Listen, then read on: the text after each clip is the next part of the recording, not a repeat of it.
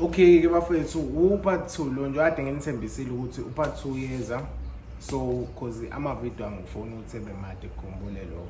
so upart 2 now upart 2 na ngiyacela bafethu ukuthi uma ufika lana ulike uze usubscribe because uma usubscribe bafethu iyasiza lento ukuthi ama-video abone and bafethu lapha ku Facebook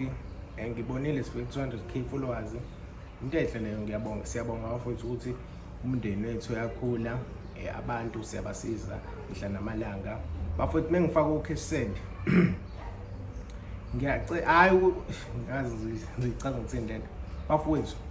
ngeke ukuthi njalo wena uhlala unenhlanhla lokuthi uthole into yabo le nto mhlawumbe ngeke ngiclarify before ngiqale ivideo ngeke bafethu ukuthi uhlala unenhlanhla uthi wena bonke ucash send uyabathola ayikaze yenzeke le nto bafethu so ingakho ngeke ngisho ukuthi ezinye izinto ziyangenhlanhla obongela abanye abantu isikhathi sakho mesingakafiki yabo babongele nje abanye abantu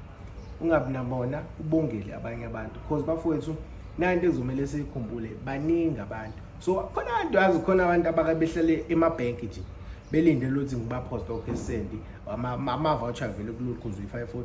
kodwa nje ngikusho bafowethu ningadikibali nawe ngelinye ilanga kuyokulungela so bafowethu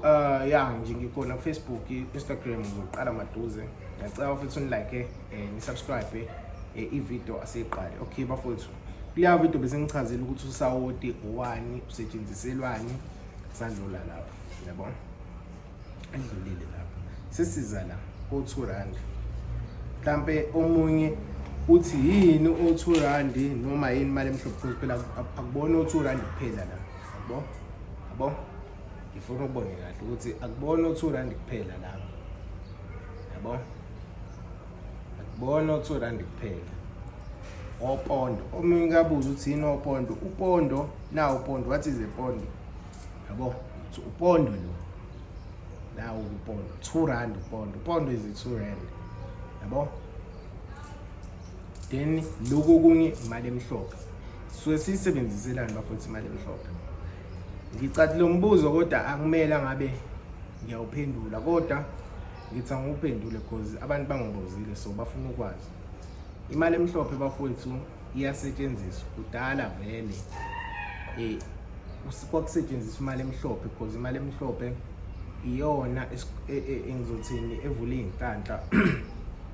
evula inhlanhla ekwazi ukuthi iqaqele izinto so ngesikhathi uyisebenzisa imali emhlophe vele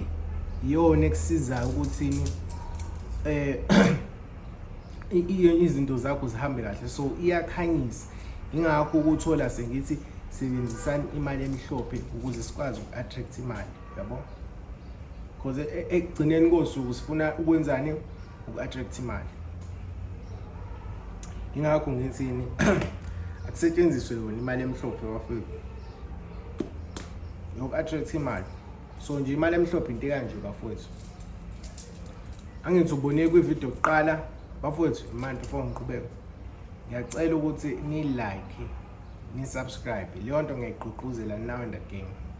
alilule lapho yabo usawoti imali emhlophe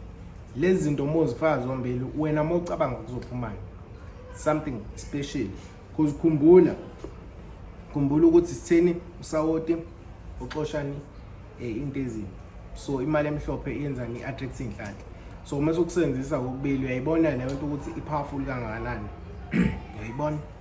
so ingakho ke le 2 sisebenzisa yabo yona into esisebenzisa ngiseza kwamanzi ukuthi ikona setshenziselwane then ufaka phi ukufaka la esitsheni yabo ufaka esitsheni so already usunaloko